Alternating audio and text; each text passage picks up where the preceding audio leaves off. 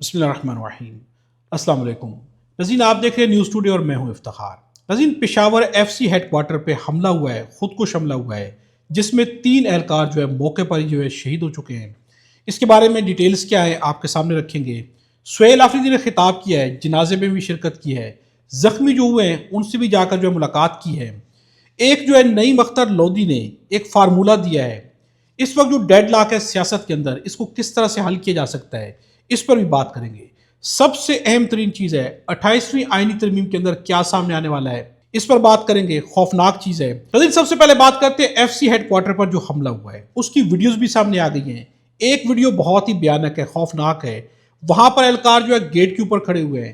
پہلے ایک video footage سامنے آئی، وہ بھی ہم آپ کو دکھاتے ہیں۔ دوسری ویڈیو فوٹیج اس سے کہیں بھیانک ہے، جس میں واضح طور پر دیکھا جا سکتا ہے کہ حملہ ہوا، خودکش حملہ تھا، جس کے نتیجے کے اندر 3 اہلکار جو گیٹ پر موجود تھے موقع کے اوپر جاں بحق ہو گئے، موقع کے اوپر شہید ہو گئے ہیں۔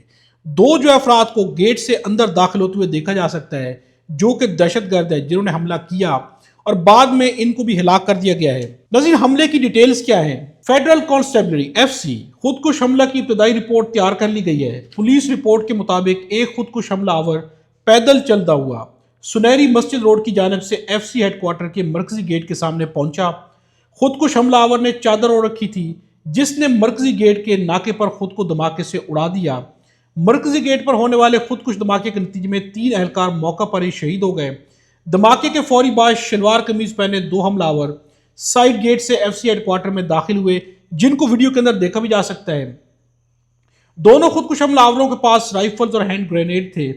خودکش حملہ آور اندر داخل ہونے کے بعد دائیں جانب مڑے اور موٹر سائیکل سٹینڈ پہنچے۔ دہشت گردوں کو مرکزی گیٹ کے 30-40 میٹر کے اندر ہی مار دیا گیا۔ رپورٹ کے مطابق دہشت گردوں کا مقصد لوگوں کو یرغمال بنانا تھا۔ لیکن بہت افسوسناک حملہ تھا۔ اس حملے کے بعد جو شہید ہوئے ان کی نماز جنازہ کے اندر سہیل آفریدی نے شرکت بھی کی۔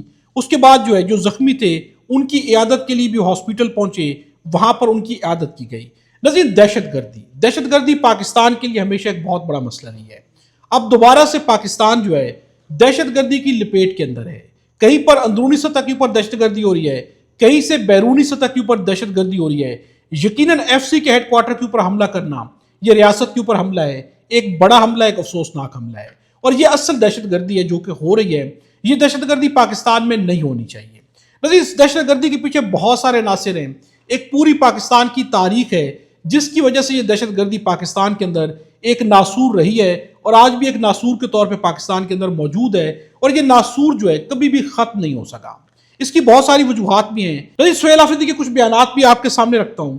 سہیل آفریدی نے کچھ بیانات دیے ہیں۔ سہیل آفریدی کا کہنا ہے کہ اگر کوئی جرنیل بنے تو برائے مہربانی سیاست میں مداخلت نہ کرے، اگر کوئی الیکشن کمشنر بنے تو برائے مہربانی دھاندلی نہ کرے۔ انہوں نے یہ 2 بیانات دیے ہیں، یہ بیانات اہم ہیں۔ سہیل آفریدی بھی دہشت گردی کے خلاف بول رہے ہیں۔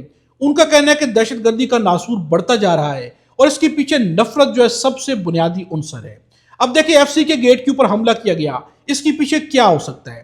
جہاں پر نفرت ہے تو وہاں پر یرغمال بنانے کے لیے، ہیڈ کوارٹر کے اوپر حملہ کرنے کے لیے دہشت گرد وہاں پر پہنچے۔ یقیناً اب یہ دہشت گرد ریاست کے حق میں تو نہیں ہو سکتے۔ دہشت گردوں کو مار گرائے، لیکن جانی نقصان ایف سی کے اہلکاروں کا بھی ہو گیا ہے۔ پاکستان میں دہشت گردی ہمیشہ سے ہے، ہمیشہ سے چلتی آئی ہے۔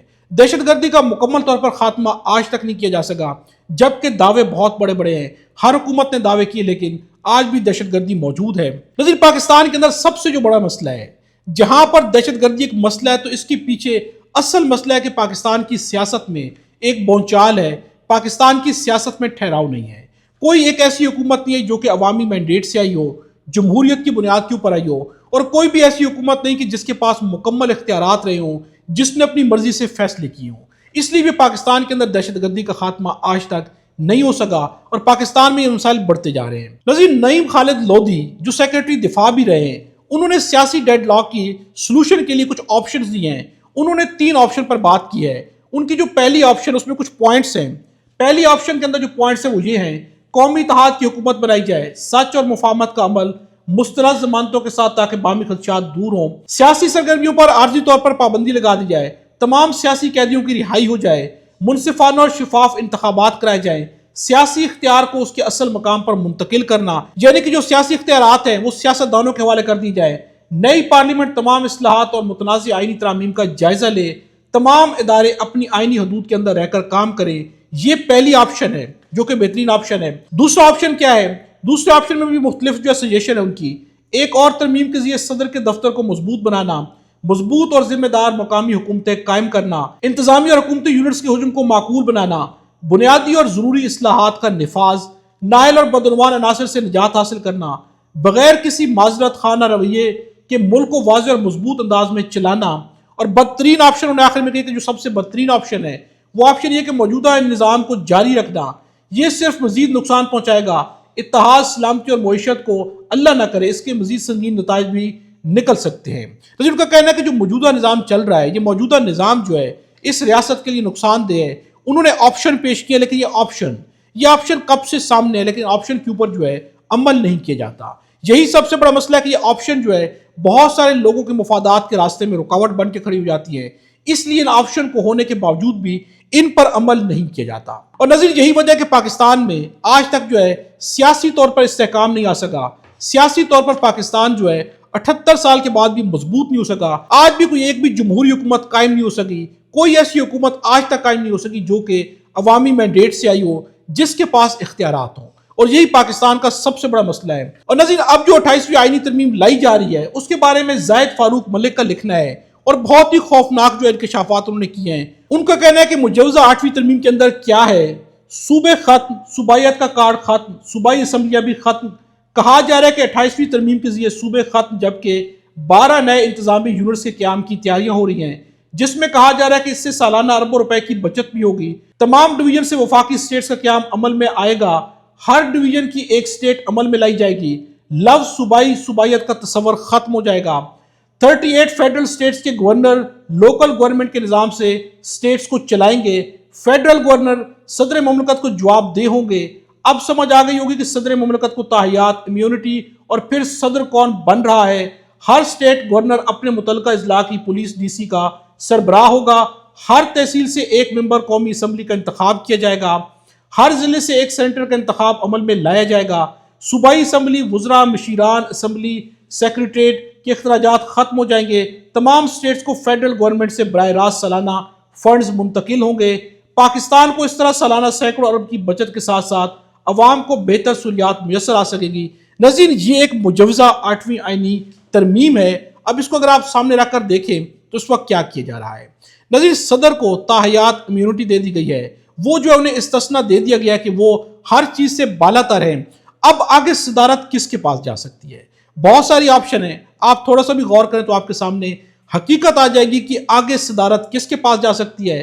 پاکستان کے اندر صوبوں کو ختم کر کے، صوبائیت کو ختم کر کے اسٹیٹس بنائی جائیں گی، چھوٹی چھوٹی اسٹیٹس ہوں گی، جن کے اوپر جو بھی راج کرے گا وہ سب جو ہے صدر کے نیچے ہوں گے، اور صدر جو بن جائے گا تو سب کچھ اس کے اختیار میں ہوگا۔ اس سے آپ اندازہ لگا سکتے ہیں کہ 28ویں آئینی ترمیم، ناظرین، یہ مجوزہ ہے، یہ فائنل نہیں ہے، یہ حتمی نہیں ہے، یہ ہو بھی سکتی ہے، یہ نہیں بھی ہو سکتی، یہ چیزیں سامنے آ بھی سکتی ہے، نہیں بھی آ سکتی۔ یہ کہنا ہے زاہد فاروق ملک کا کہ مجوزہ 8ویں ترمیم کے اندر یہ چیزیں شامل کی جا سکتی ہیں، لیکن ناظرین، صوبوں کے اوپر بہت کچھ ہے جو کہ سامنے آنے والا ہے 28ویں آئینی ترمیم کے اندر۔